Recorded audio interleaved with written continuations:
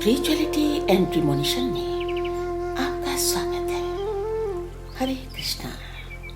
दोस्तों, आज फिर एक सच्ची घटना आपके सामने प्रस्तुत कर रही हूँ। पात्रों के नाम बदल दिए गए हैं। सबलपुर बहरा गांव, थाना उद्वंत नगर, जिला भोजपुर, बिहार में पली बढ़ी दामिनी बहुत ही हंसमुख, बिंदास और तेज दिमाग की लड़की थी। पिता रामतार गरीब किसान थे और अपनी थोड़ी बहुत पुश्तैनी जमीन से ही खेती बाड़ी कर परिवार का गुजारा करते थे। दामिनी स्कूल जाती थी और पढ़ाई में बहुत होशियार थी। रामतार को अपने सभी बच्चों में दामिनी सबसे प्यारी थी। और फिर एक दिन पास के ही गांव जयप्रकाश नगर, थाना बैरिया, भोजपुर, बिहार से मनोज सिंह नाम का एक व्यक्ति दामिनी के लिए रिश्ते का प्रस्ताव लेकर आया। उसने कहा कि लड़का रमन, जो कि उसकी सगी बहन आशा का बेटा है, वो अपने परिवार के साथ चंडीगढ़ में रहता है और एक फैक्ट्री में मैनेजर है। उसके पिता भी फैक्ट्री में सुपरवाइजर है। धनाढ्य परिवार है। बेटी राज करेगी। दामिनी तब 16 वर्ष की थी। रावतार ने कहा कि मैं एक गरीब किसान हूँ, इतने धनाढ्य परिवार में रिश्ता कैसे कर पाऊंगा। तो मनोज सिंह ने बोला कि उसने अपनी बहन आशा और जीजा रंजन सिंह राय से बात कर ली है। सिर्फ 15 लाख की डिमांड है। रावतार ने अपने परिवार और संबंधियों से सलाह लेकर 7 कट्ठा जमीन बेच डाली और बाकी का रुपया रिश्तेदारों से कर्जा लेकर 15 लाख की व्यवस्था करने लगे। 15 लाख दहेज जुटाने के बाद रावतार ने रमन के पिता रंजन सिंह राय को चंडीगढ़ फोन किया और कहा कि मैं एक बार चंडीगढ़ आकर आपका घर देखना चाहता हूँ, आप अपना पता मुझे दीजिए। इतने में ही रंजन सिंह राय ने दूसरी तरफ से जवाब दिया कि भाई साहब, मैं परिवार सहित ट्रेन पकड़ चुका हूँ बिहार के लिए। अब आप मुझे मेरे गांव नकनाम टोला, थाना बढ़ारा, जिला भोजपुर, बिहार में आकर मिलिएगा। विवाह, तिलक वगैरह सभी मांगलिक कार्य गांव में ही संपन्न होंगे। उसके बाद हम बहू को लेकर चंडीगढ़ चले जाएंगे। और फिर दामिनी के विवाह के मांगलिक कार्यक्रमों की शुरुआत हुई। विवाह के दिन रामतार ने सभी संबंधियों के सामने रंजन सिंह राय को 6 लाख रुपया कैश और 8 लाख के चेक दिए और बाकी रुपया दामिनी को स्त्रीधन के रूप में स्वर्ण आभूषण, सोने का सेट, अंगूठी, मांग टीका, पाजेब, कमरबंद, बिछुए, रमन की सोने की अंगूठी, TV, bed, sofa, fridge, cooler, washing machine और करीब 1 लाख से भी ज्यादा का स्त्रीधन जुटाकर दामिनी की विदाई की गई। और फिर विवाह के कुछ दिन बाद रमन अपने परिवार के साथ चंडीगढ़ चला गया, लेकिन वो लोग दामिनी को साथ नहीं ले गए। दामिनी कुछ दिन मायके रही और फिर नकनाम टोला में रही और उसके बाद दामिनी को रमन चंडीगढ़ ले गया। गांव में पली बड़ी दामिनी चंडीगढ़ की चकाचौंध देखकर बड़ी प्रभावित हुई थी, लेकिन ये खुशी 2 माह से ज्यादा नहीं टिकी। और फिर एक दिन रंजन सिंह राय ने दामिनी को कहा कि उन्होंने रमन के नाम से जमीन का एक प्लॉट लेना है और बाइक भी लेनी है। तुम अपने पिता से कहो कि वो रुपए का इंतजाम करें।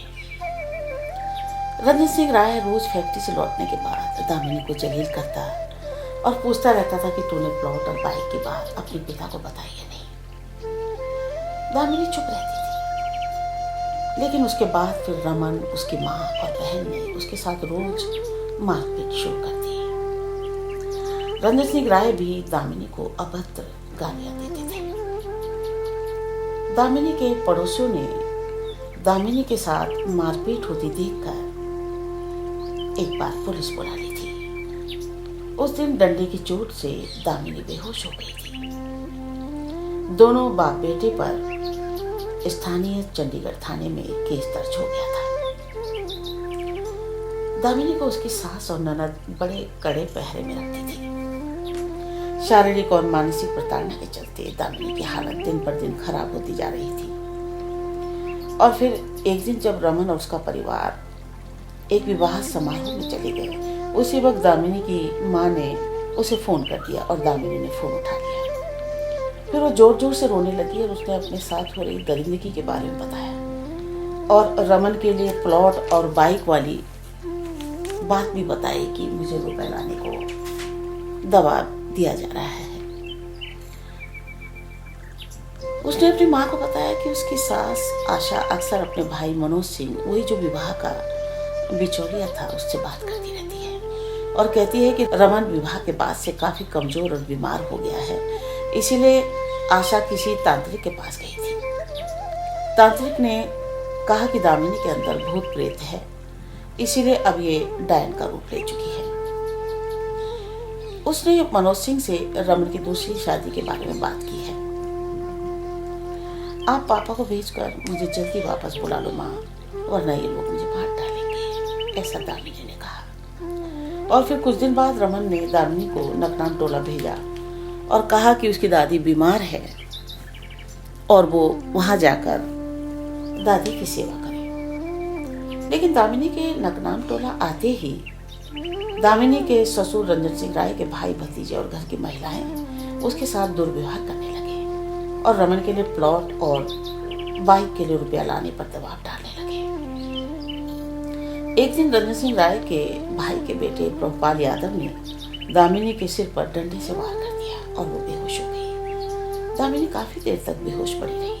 फिर गांव का ही एक व्यक्ति रामलाल दामिनी को हॉस्पिटल लेकर गया और उसका इलाज करवाया। दामिनी के साथ ये दरिंदगी चंडीगढ़ से रंजन सिंह राय के इशारे पर ही की जा रही थी। वो दामिनी को मानसिक रूप से विक्षिप्त कर उसे डायन घोषित कर रमन के दूसरे विवाह की योजना बना चुके थे। रोज रोज मारपीट और अपमान के चलते अब दामिनी को समझ आ चुका था कि रमन उसे नहीं रखना चाहता। इसीलिए वो एक दिन बढ़हरा थाना इंचार्ज से मिलने चली गई और सारी घटना बताई।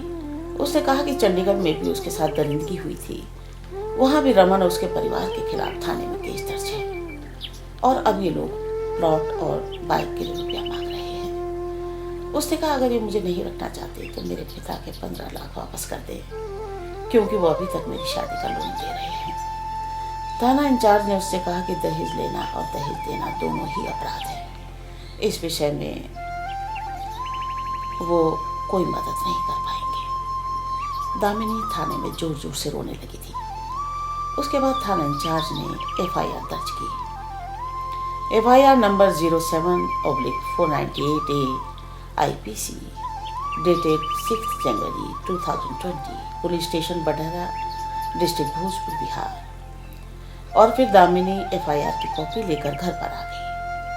उसके बाद भी उसके साथ मारपीट की गई। उसके बाद दामिनी के पिता उसे वापस अपने साथ ले गए। बचपन से ही भगवान पर अटूट विश्वास करने वाली दामिनी अब अंदर से पूरी तरह टूट चुकी थी। इस मानसिक अंतर्द्वंद में उसने कई माह अपने मायके में गुजारे। पिता को उसके विवाह का कर्जा भरते देख उसे आत्मग्लानि और शर्मिंदगी महसूस होती थी।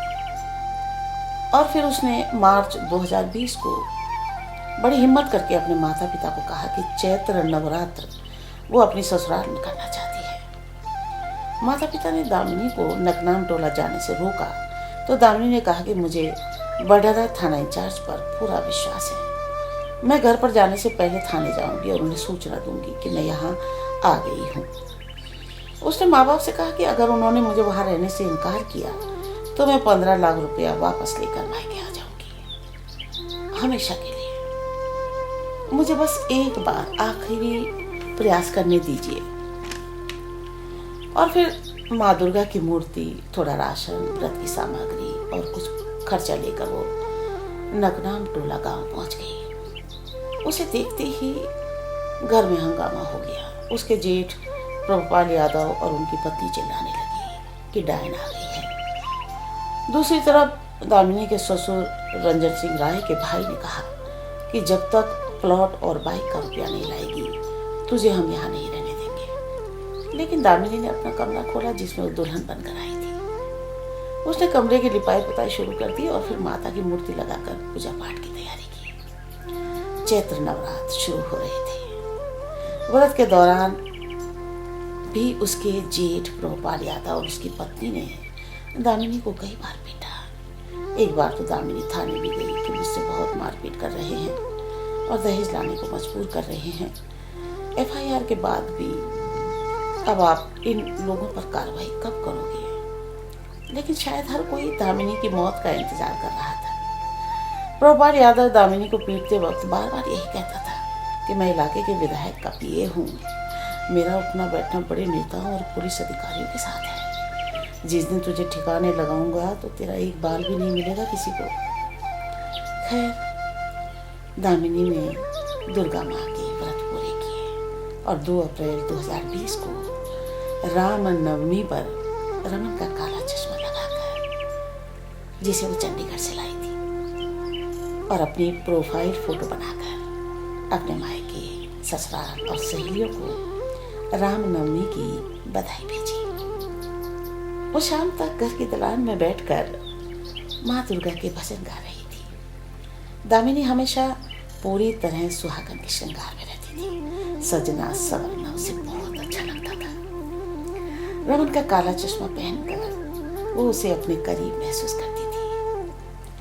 तभी रामनवमी को ही शाम को किसी अनजान व्यक्ति ने दामिनी के पिता को फोन किया।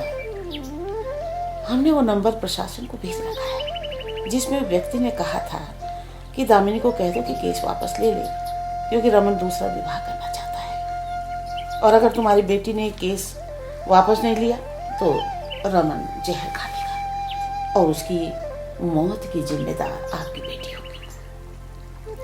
2 अप्रैल 2020 को की गई ये कॉल शायद दामिनी को गोली मारने से कुछ समय पूर्व ही की गई थी।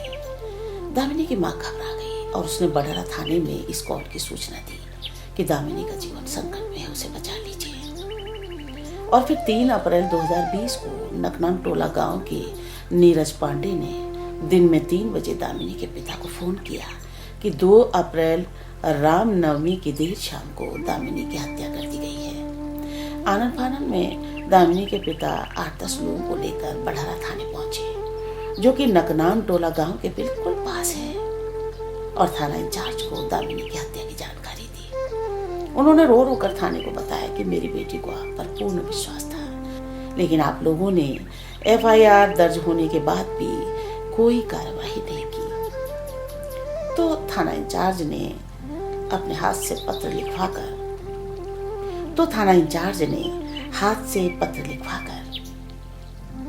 दूसरी एफआईआर दर्ज की।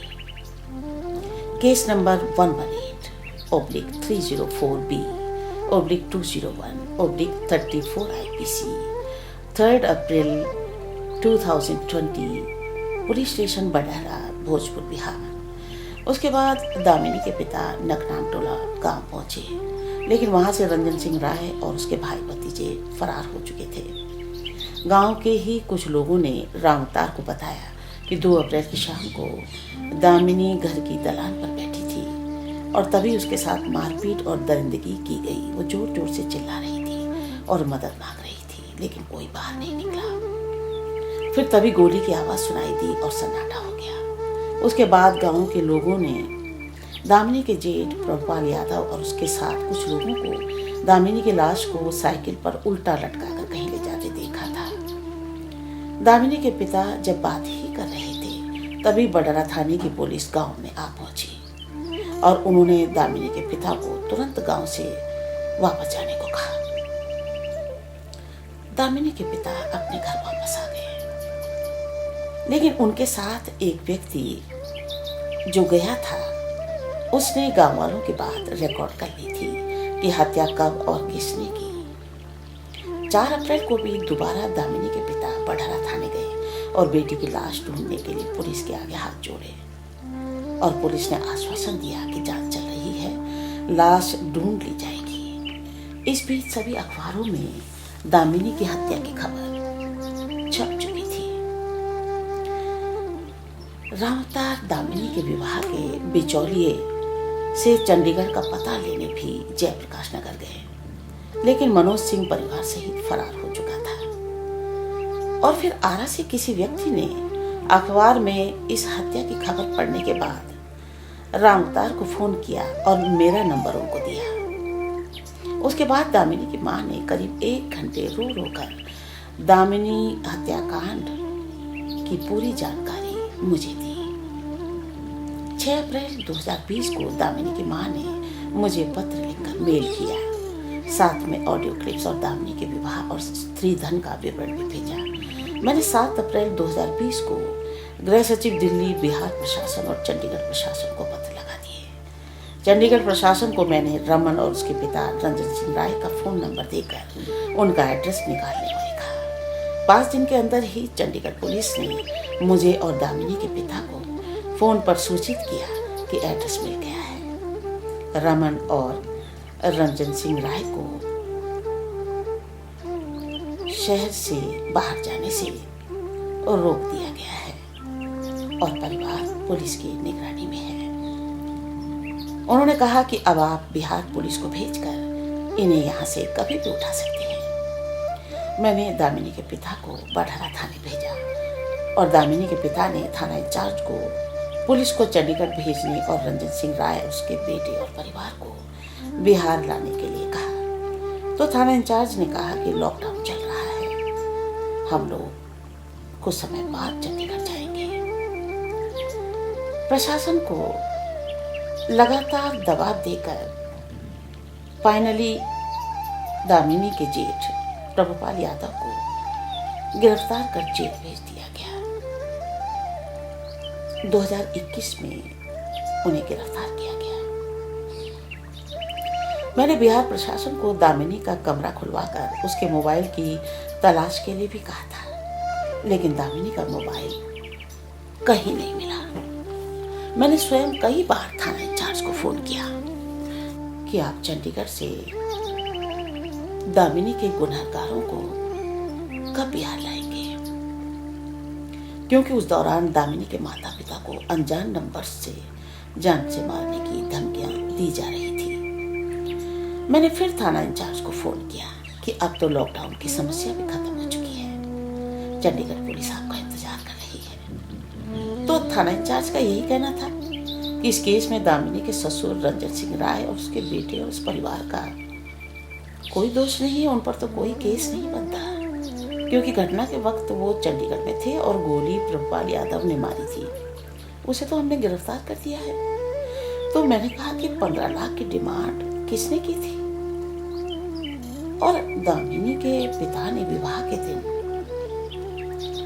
6 लाख कैश और 8 लाख के चेक्स रंजन सिंह राय के हाथ में ही तो दिए थे।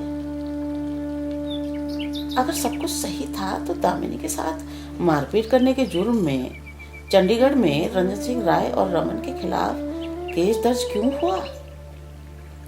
15 लाख खाने के बाद प्लॉट और बाइक की डिमांड कौन कर रहा था? ये सब दामिनी के फोन और उसके माता पिता के कॉल रिकॉर्ड से आप खुद ही निकाल सकते हैं। अगर इरादे सही थे तो दामिनी के पिता को विवाह से पूर्व चंडीगढ़ आने से क्यों रोका गया? दामिनी को शारीरिक और मानसिक प्रताड़नाओं द्वारा विक्षिप्त कर उसके अंदर भूत, प्रेत और डायन की उपाधि किसने दी थी उसे? केस वापस लेने की, दूसरा विवाह करने की, केस वापस न लेने पर जहर खाने की धमकी क्यों दे रहा था रमन?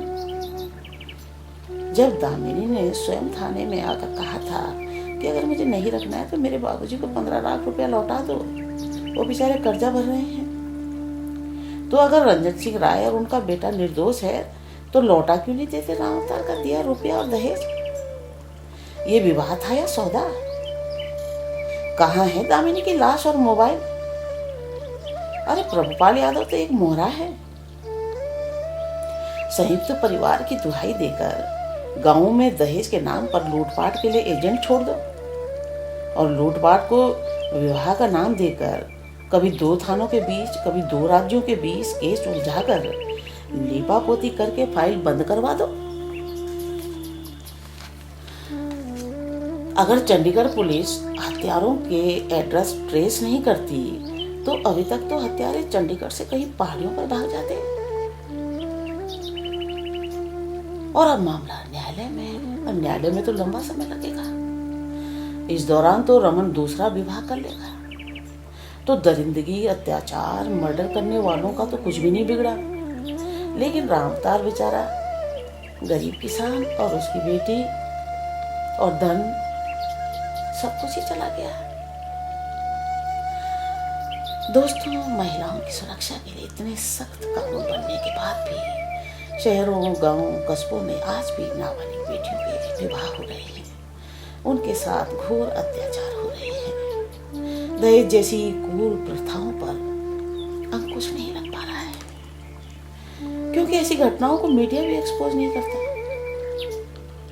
मैंने कई बार मीडिया कर्मियों को कहा कि भाई, अगर सच में आप लोग अपने समाज और देश के लिए कुछ काम करना चाहते हो तो थानों के बाहर अपने खुफिया कैमरे लगाकर बैठ जाओ। तब आपको पता चलेगा कि एक पीड़ित की शिकायत दर्ज करने के लिए उसकी क्या दुर्दशा की जाती है। जुलाई 2020 को बिहार राज्य के 2 अलग-अलग थानों में पीड़िताओं को थाने में बैठाकर FIR दर्ज करवाने के लिए मुझे 15 घंटे लगे थे और लगातार प्रशासन से DM, SP और थाने में घंटों बहस और मैसेज भेज कर FIR लिखवाई थी। और अब 3 माह से ज़्यादा समय हो गया है, लेकिन कोई कार्रवाई नहीं की गई। एक केस में तो पुलिस पटीदार का मामला बताकर पल्ला झाड़ रही है और कंप्लेनेंट पर केस वापस लेने का दबाव और धमकियां दी जा रही हैं। और उस पटीदार ने एक 80 वर्षीय बुजुर्ग महिला बीमार, जो बहुत बीमार थी, जिसके पैर भी खराब हैं, उसको पीटा और ऊपर से उसने अपने पिता की मृत्यु के बाद अपनी माँ को पागल बताकर उसकी पेंशन अपने अकाउंट में ऐड कर ली है। लेकिन पुलिस कह रही है पटीदार का मामला है। मतलब पटीदार अगर पटीदार का गला भी काट दे तो पटीदारों के मामले कोई विशेष तरीकों से हैंडल किए जाएंगे। क्यों भाई? अपराध तो अपराध है। अच्छा, दूसरे केस में पुलिस पीड़िता के घर जा जाकर महान बनकर बेटी के ताऊ के रूप में उस बच्ची पर दबाव डाल रही है कि बेटा, आखिर में तेरा पति है, रहना तो तुझे उसके साथ ही है, बेटा तू समझौता कर ले, केस वापस ले ले। यानी जिस बिटिया को रोज मार कर अधमरा कर कई दिन भूखा रखा जाता था, बड़ी मुश्किल से उस घर से उसके मायके निकाला था हम लोगों ने उसे, और उसे ही समझौता करने की बात समझाई जा रही है। तो आप कभी सोचिए कि एक आम गरीब बेसहारा की जवान बेटी या पत्नी कितना शोषण और किन हालातों में जीवन काट रही होगी। खाने को भोजन नहीं है, लेकिन हर गांव में तांत्रिक बैठे हैं जो किसी की भी गरीब बेटी का जीवन तबाह करने के लिए उसे मानसिक और शारीरिक यातनाएं दे देकर उसे प्रॉपर्टी से बेदखल करने के लिए या उसके पति का दूसरा विवाह करने के लिए उसे डायन का सर्टिफिकेट दे देते हैं। दिल्ली में लड़का बेशक रिक्शा चलाता है, लेकिन गांव में उसके घर वाले माता पिता उसके विवाह में महंगी बाइक और दहेज मांगते हैं कि हमारा लड़का दिल्ली में नौकरी करता है। It is well said that justice delayed is justice denied, but many times justice is denied due to indifferent attitude of government officials. Is it because one is powerless and poor and hence no right to be heard? Or is it the ignorance of laws and one accepts to the fate that nothing can be done? This case of a poor woman, daughter of a small farmer in Bhojpur, Bihar. As most of the times, father wants his daughter to have a happy married life. Sold his land for daughter's marriage. He spent 15 lakhs in his daughter's marriage. After marriage, she was asked to stay in the native place village Naknam Tola, police station Badhara, district Bhojpur, Bihar, with in-laws, relatives, and her husband and his family left for Chandigarh without taking her. Only after a few months, on her insistence, she was taken to Chandigarh. There she was asked to get money from her parents for buying a plot and bike for her husband. She expressed that her father had sold land and borrowed money for the marriage and will not be able to pay any more, after which she was tortured and harassed by her husband and in-laws. She was not allowed to go out of the house. However, Chandigarh police station has taken a note of the violence inflicted to her. Then her husband asked Damini to go back to his native village Naknamtola to take care of his grandmother. After coming back to village Naknamtola, she complained the case in the police station Badhara regarding torturing by her husband and in-laws. Although a case was registered, but nothing was done to protect her. Unfortunately, after 3 months, she was murdered. Few villagers who do not want to be identified had seen the body of Damini carried in a cycle by her brother-in-law Prabhupal Yadav. Although police filed a case of murder but have not recovered victim's body. It is only after my letter to the Home Secretary Delhi, one of the murderers was arrested. But the police has taken no interest in finding the conspirators of the murder. The in-laws and husband of the victim has not been questioned by the police station Badhara, Bhojpur, Bihar, whereas police officials in Chandigarh were helpful. The case is sub judice and due to pandemic, very little progress has been made. And the victim father who lost her daughter is struggling to repay the loans. This case highlights the flaw in dowry death cases. These cases of dowry death takes much longer time in getting justice. It is suggested that the gift given by the victim's parents during the marriage must be returned within 1 month. Secondly, indifferent attitude of the Badhara police station needs to be addressed.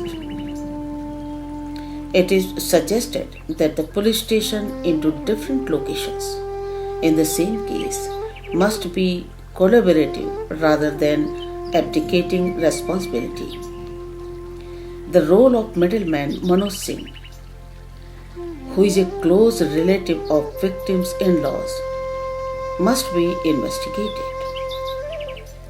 It seems a conspiracy by the middleman with the victims' in-laws was hatched to extort money in the pretext of marriage. That is why they had not revealed the location of their residence in Chandigarh, and the middleman went into hiding after the murder. As former Judge K. Chandru of Madras High Court said, if only there is a timely punishment of the offenders, the faith of the victims on the judiciary will increase.